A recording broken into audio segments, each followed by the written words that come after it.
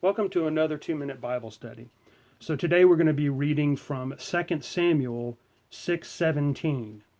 And let me pick it up. And they brought in the ark of the Lord, and they set it in his place in the midst of the tabernacle that David had pitched for it. And David offered burnt offerings and peace offerings before the Lord.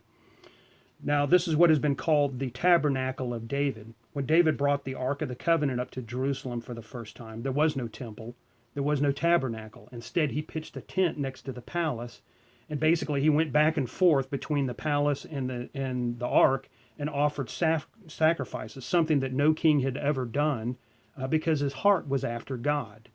Now, one of the neat things about this is a lot of scholars believe that many of the Psalms that David wrote were written during this time period when he was going in and out of the presence of God, particularly his prophetic Psalms.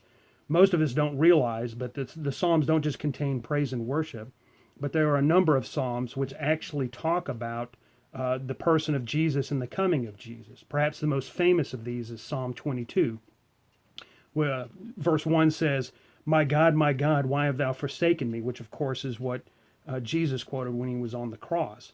The psalm also describes about how that people would mock Jesus. It talks about how that his hands and feet would be pierced and how that they would gamble over his clothes. All of this came out during this time of praise and worship. Well, the same is true for us. If we want to see the Lord, if we want to see God's plan for us, we have to spend time in the presence of God. And so I encourage all of you, press into God's presence so that you can see the Lord. God bless.